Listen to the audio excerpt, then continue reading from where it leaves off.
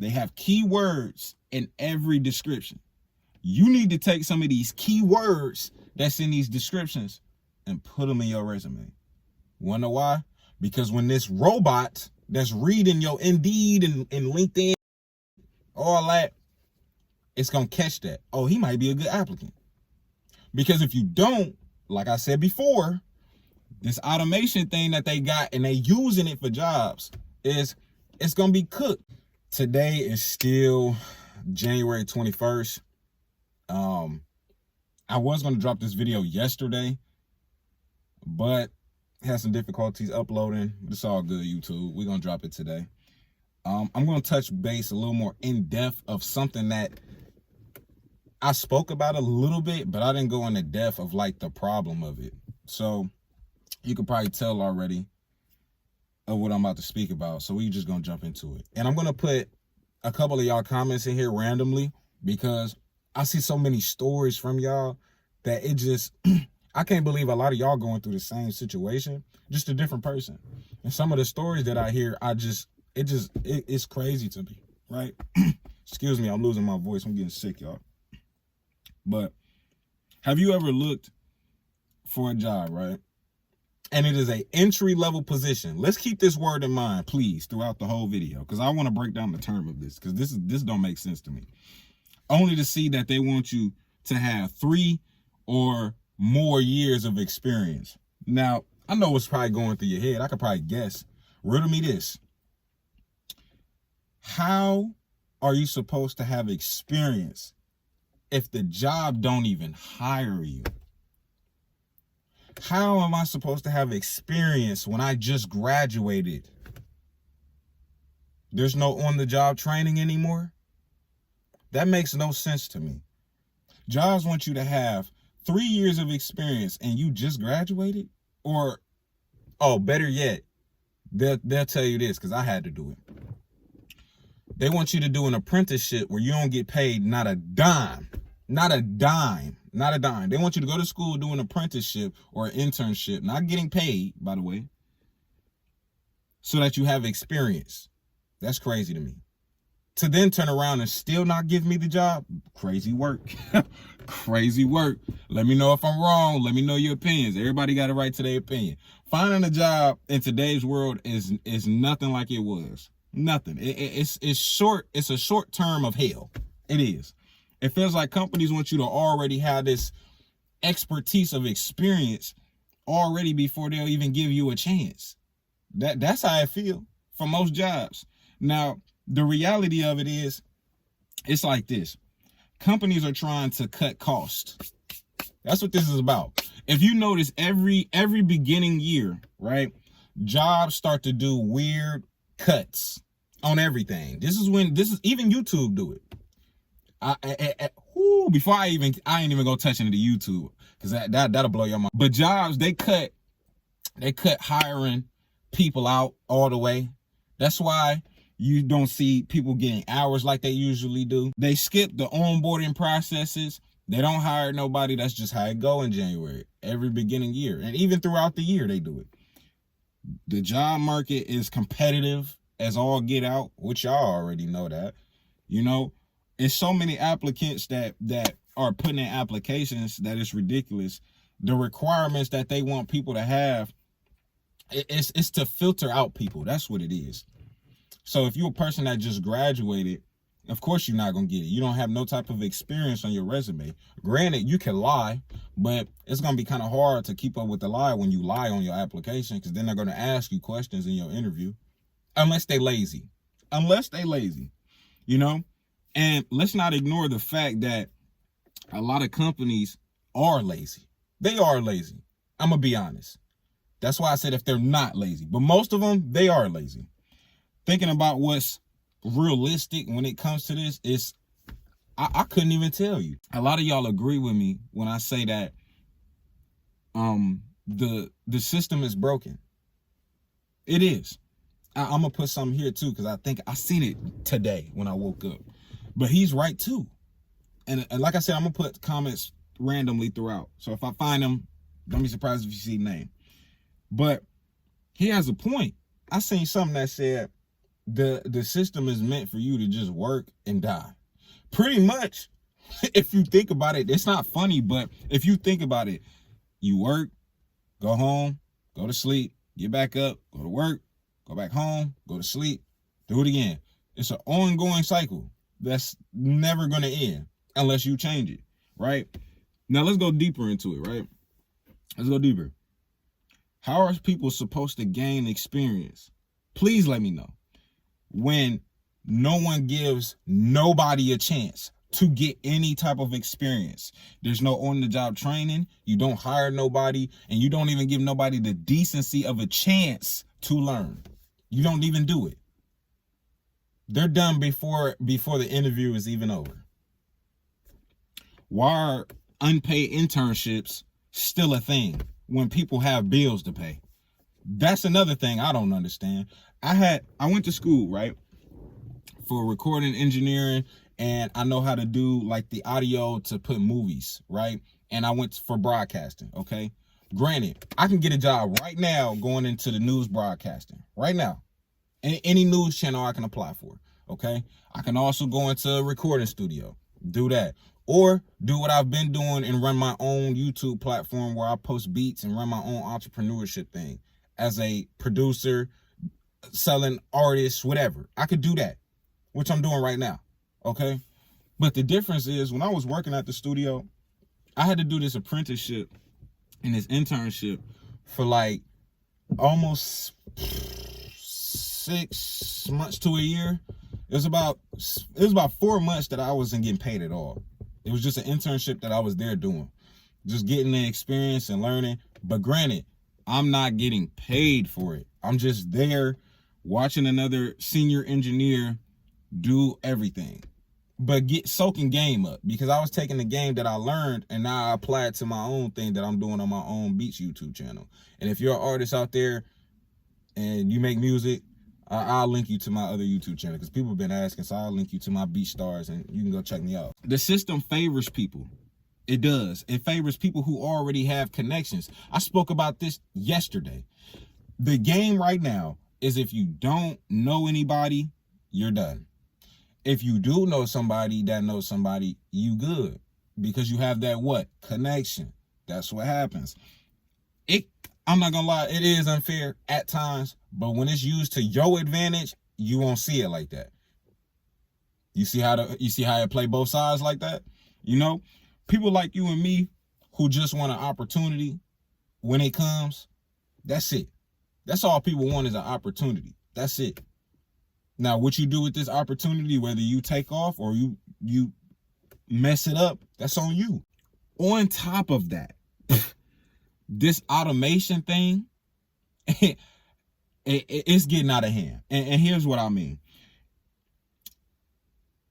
You know when you get rejected, like on Indeed and LinkedIn, stuff like that, I'm going to keep it a whole 1,000 with you. And I don't know if people know this or not.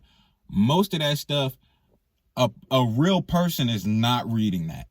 I'm gonna just keep it a band with you. A real person is not reading that. I've watched HR people that they go through the paper like applicants. Like if you fill out like a paper, not a resume. If you fill out a paper app, right, and it's on paper, they read those. But if it's online, you might as well say goodbye. You might as well say goodbye. They got this thing where it's like an automation where it reads your resume, and if it's not up to par with what they need, you automatically get rejected. Don't shoot the messenger, because I've seen it. I'm telling you, I'm not going to tell you no lie, and I haven't told you no lie yet, and I'm not. I'm keeping it a band with you. So if your resume doesn't have the right keywords, you're done. You're done. I'm listen, and this is part of the reason why they was at me so bad, because I know too much. I know too much. I see the whole background of what y'all be doing, and it's foul. It's foul. It's beyond foul. You're out before you even get the chance to get in. Welcome to AI, bro. Welcome to AI, bro. That's just how it's laying. Don't get mad at me. I'm telling you the truth. And once you understand what's going on, you're going to listen to me and start your own thing. I'm telling you. I'm telling you. Hey, maybe I am lying. Who knows? But it's too many stories out here of people dealing with the same thing. Come on, bro. Come on, dog. It's frustrating, to say the least. I know, but instead of focusing on how the broken system is, just focus on what you could do to treat it. Which is why I said, if you could start anything, start your own drop shipping company, start a YouTube channel, have something going outside of your job. That's all I'm saying. That is the key thing that I want y'all to know. How to stand out in the crowd. I did that a lot. Okay, so how do you do it? When it comes to doing a job or applying for a job, you got to tailor your resume. That's just how it go. Remember I told y'all about them keywords that you got to use in the resume? That's what you do. See, if I was to go apply for a job, you don't send these same generic resumes to every job. You don't do that. What you do is you customize it for each one. See, in job apps, they have keywords. Remember that. They have keywords in every description. You need to take some of these keywords that's in these descriptions and put them in your resume. Wanna know why?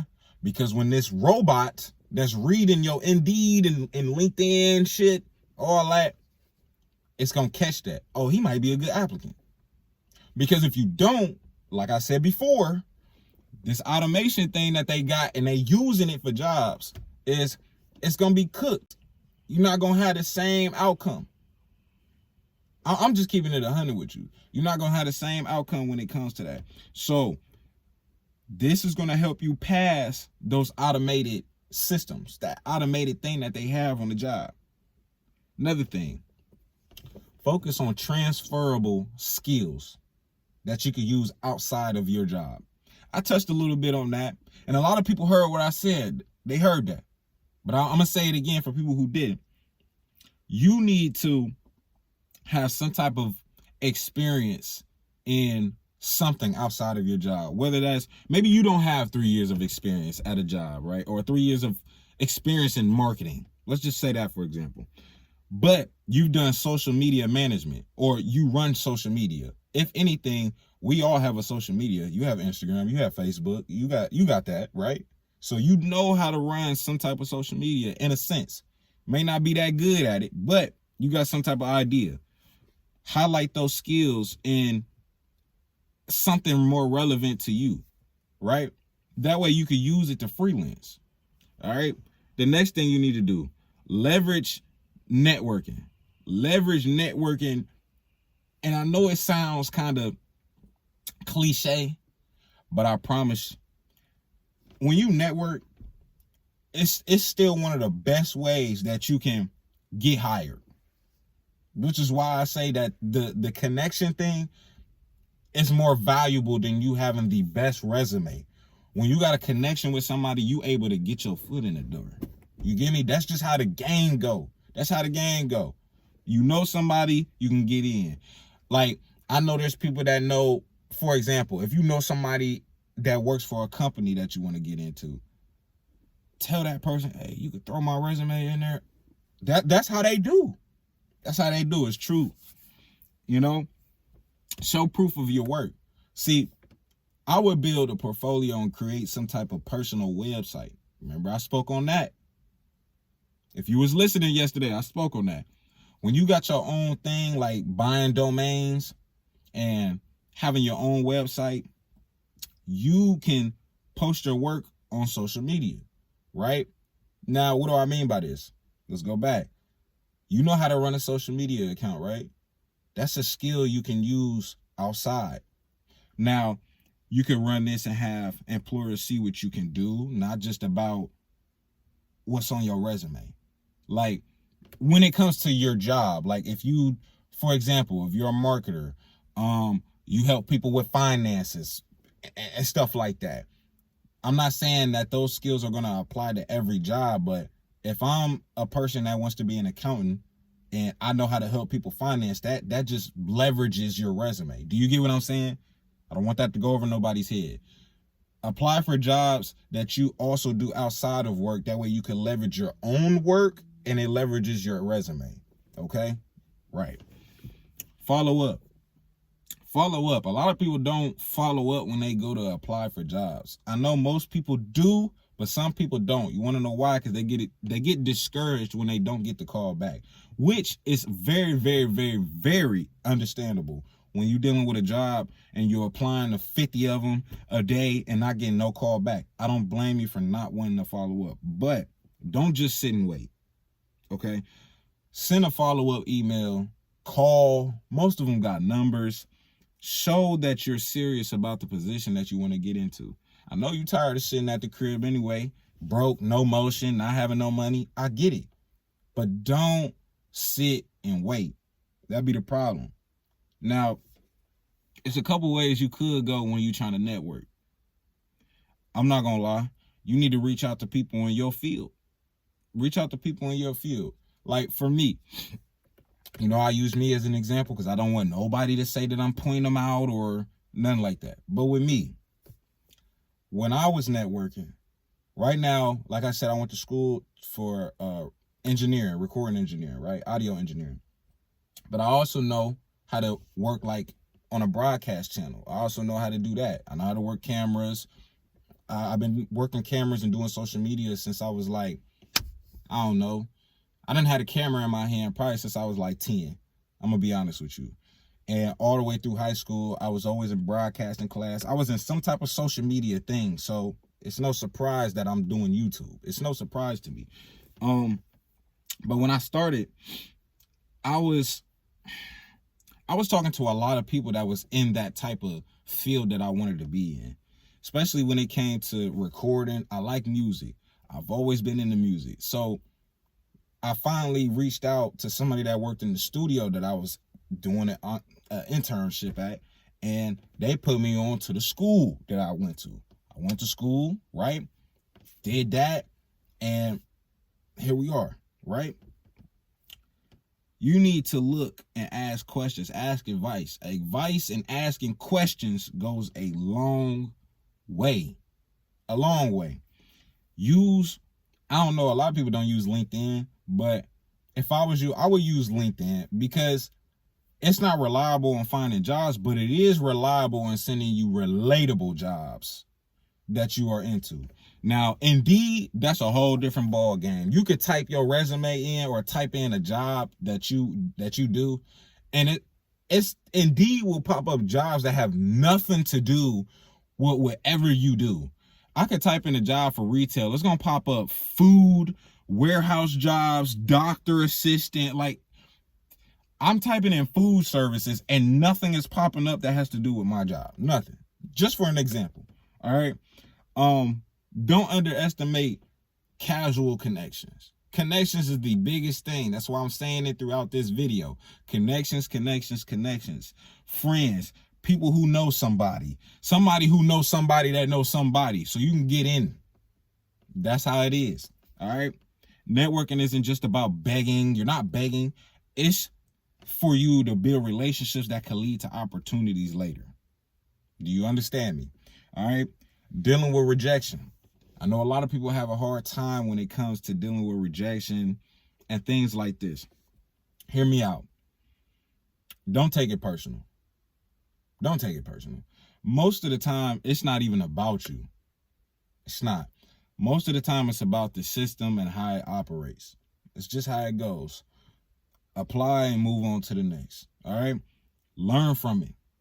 That was my biggest thing. A couple years back when I was looking for a job and finally landed multiple jobs and was able to get out of my bind for myself, it was learning from it. And if you get feedback, a lot of times they will give you feedback in an interview. Some of them, like I said, they are lazy, so they probably won't. It'll just say, yeah, we're moving on to other candidates, and they move on. But for the one that have some type of decency about themselves, they'll give you feedback. okay, to improve your resume or interviewing skills. And let me know if I should even drop something like that, because I could help. You know, I done went through hella jobs, bro. Hella. I could probably drop some tips on things that I've done to get into interviews. I already dropped some in this video. Keywords. Keywords is the biggest thing, just because they're using more automation now. Yeah. I don't know.